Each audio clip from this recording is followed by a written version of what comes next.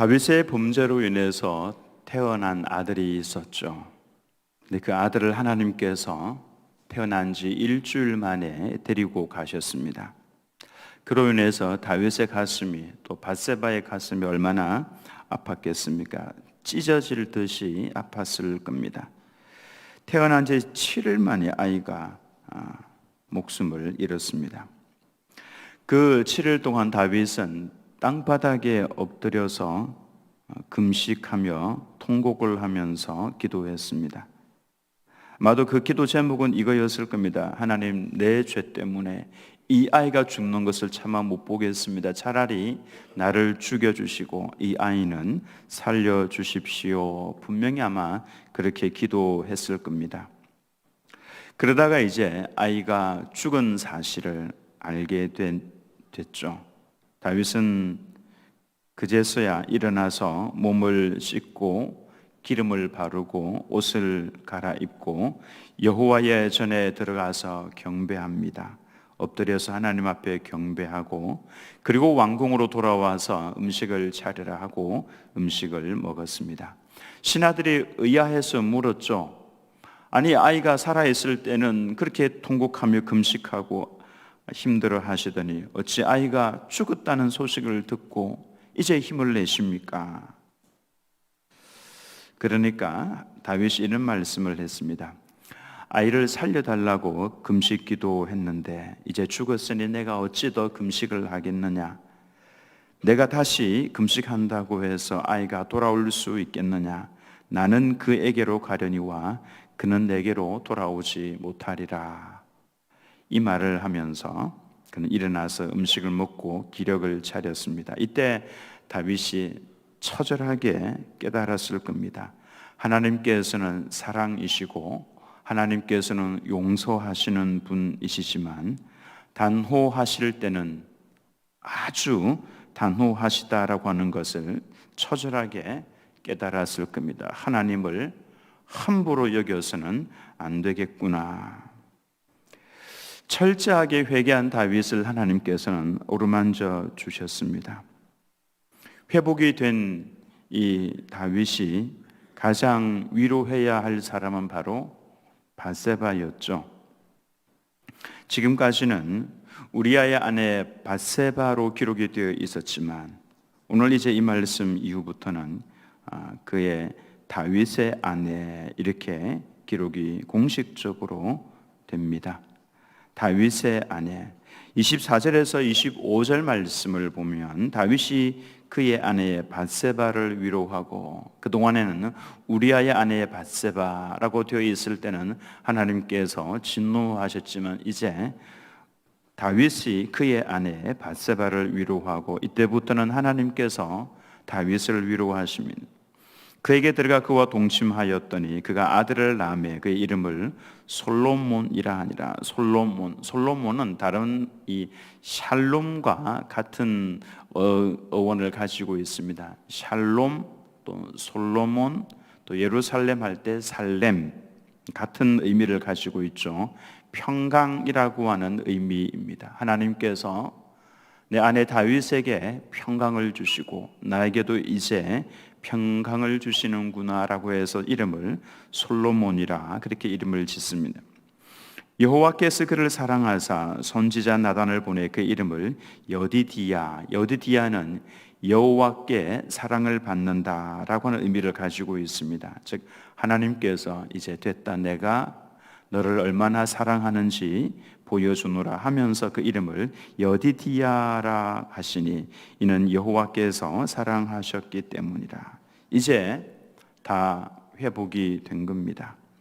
회개한 이후에 하나님께서는 다윗에게 그의 아내 밧세바를 통해서 솔로몬이라는 아들을 주시면서 다윗과 밧세바를 회복을 시켜 주셨습니다.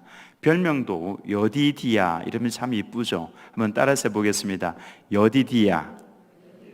여러분의 자녀가 태어났을 때 여디디야라고 이름을 지으셔도 좋습니다. 얼마나 좋은 이름입니까? 여디디야. 다윗의 집이 회복이 되도록 해주셨습니다. 아픔도 있었지만은 회개한 이후에 하나님께서는 다윗의 집에 놀라운 복을 주신 거죠.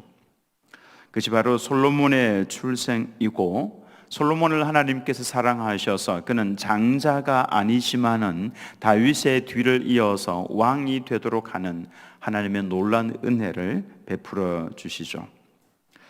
우리가 죄를 안 짓고 살면은 제일 좋지만은 실수할 때가 있습니다. 혹시 죄를 짓는다고 할지라도 계획적인 죄는 범하지 않는 것이 좋습니다. 다윗이 지은 이 죄가 바로 계획적인, 계획을 해서 지은 죄였죠. 그래서 더 심각했던 겁니다. 우연히 실수로 잘못해서 죄를 범한 것이 아니라 계획을 해서 사람을 죽였다라고 하는 이것이 참 가슴 아픈 거죠. 회복은 되지만은 그 대가가 참으로 많이 아픕니다. 그래도 하나님 앞에 엎드려서 다윗이 얼마나 진실된 마음으로 눈물을 흘리면서 하나님이 용서해 달라고 그렇게 회개를 했겠습니까? 그렇게 회개하고 나니까 하나님께서 회복을 시켜주셨습니다. 회개하고 난 이후에 다윗에게는 가정의 회복을 주셨고, 그리고 뿐만 아니라 그동안 해결되지 않고 있었던 오래된 문제를 하나님께서 하나 해결을 해 주셨습니다. 다윗이 우리아를 전쟁터에 내보내서 죽일 때, 그때 우리아와 요압 장군이 어디에서 전쟁을 하고 있었냐 하면은 사무엘하 11장 1절 말씀을 보면은 그 해가 돌아와 왕들이 출전할 때가 되면 이제 전쟁할 그 시점을 말합니다. 다윗이 요압과 그에게 있는 그의 부하들과 온 이스라엘 군대를 보내니 그들이 암몬 자손을 멸하고 랍바를 에워쌌고 다윗은 예루살렘에 그대로 있더라. 이제 그 우리아를 죽이는, 계획해서 죽였던 바로 그 전쟁이 어떤 전쟁이었냐면 랍바를 에워싸고 있던 전쟁이었습니다. 암몬의 수도 역할을 하고 있었던 물의 도시, 물의 성, 이 랍바를 에워싸고 있는 그 전쟁에서 이 우리아를 죽였었죠. 그때로부터 아이가 태어날 때까지 약 10개월 동안 랍바성을 점령을 하지 못하고 있었습니다. 근데 다윗이 자신의 죄를 회개하고 하나님 앞에 이 죄를 처절하게 회개하고 해결하고 나니까 그 성이 무너지더라고 하는 것입니다. 하나님께서 랍바성을 점령할 수 있도록 그렇게 만들어 주셨습니다. 맞습니다. 회개의 결과로서 하나님께서 이스라엘 백성들에게 승리를 주셨음을 알 수가 있습니다. 10개월을 골머리를 앓고 있었던, 점령도 못하고 또 풀고 후퇴도 못하고 골머리를 앓고 있었던 그 전쟁, 그 승리의 비법이 다른 데 있지 않고 영적인 데 있었다라고 하는 것입니다.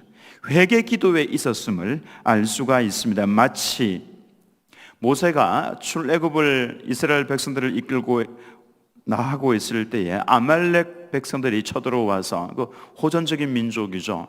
이스라엘 백성과 더불어 전쟁을 할 때에 그 전쟁의 승패가 군사의 막강함에 있지 아니하였고 산 위에서 기도하고 있던 모세의 들었던 그 두 손에 있었다라고 하는 것을 우리가 알 수가 있죠. 손을 내리면은 이스라엘 백성이 패배하고 손을 들면은 이스라엘 백성들이 그 전쟁에서 이기는 양상. 그러니까 이것은 그 전쟁의 키가 기도에 있었다라고 하는 것을 알 수가 있습니다. 마찬가지입니다.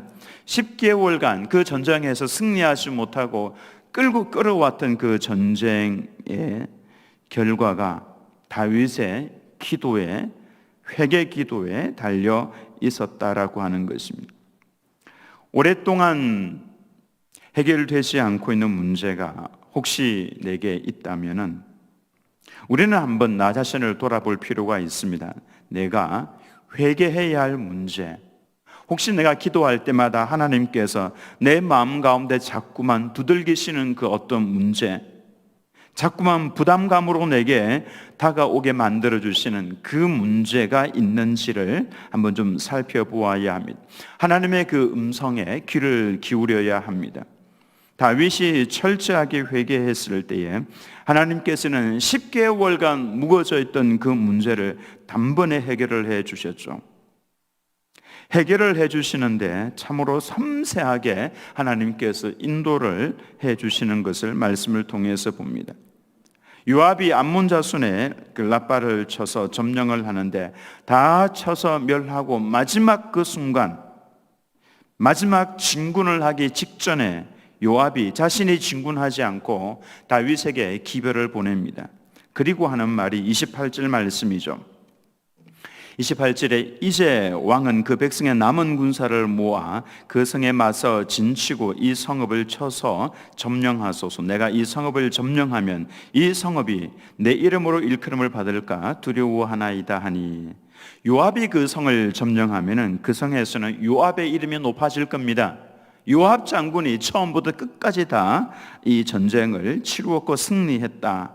그러니 그 성이 백성들에 의해서 자연스럽게 요압의 성이다 라고 그렇게 이름 붙여질 가능성이 높은 것이죠. 그러니 요압이 어떡합니까? 왕을 챙겨드립니다. 왕이시여 오셔서 마지막 점령을 하십시오. 그래야 다윗 왕의 이름으로 이 성이 명명될 수가 있습니다 하고 아주 충직한 신하의 말을 전해주었습니다. 이 모습을 볼 때에 우리가 교회에서 봉사를 할 때도 이와 같아야 된다라고 하는 것을 알 수가 있습니다. 봉사를 할 때 내 이름을 내는 것이 아니라 왕의 이름, 하나님의 이름을 내어야 하는 것이죠. 한 나라의 일에 있어서도 충성스러운 신하는 자신의 이름을 내지 않고 임금의 이름을 내는데, 하물며 성도가 하나님의 이름을 도용했어야 되겠습니까? 하나님께서 내게 은혜를 베풀어 주셔서, 하나님께서 내게 물질을 주셔서, 하나님께서 내게 지혜와 지식과 총명을 주셔서, 하나님께서 내 길을 인도해 주셔서 하나님께서 하셨습니다 라고 하는 이 표현, 사실 별거 아닌 것 같죠? 아닙니다. 하나님께는 이 표현이, 하나님께는 그야말로 얼마나 기쁜 표현인지 모릅니다. 우리가 조그만 일을 기도하면서 하고 난 다음에도 하나님께서 하셨습니다.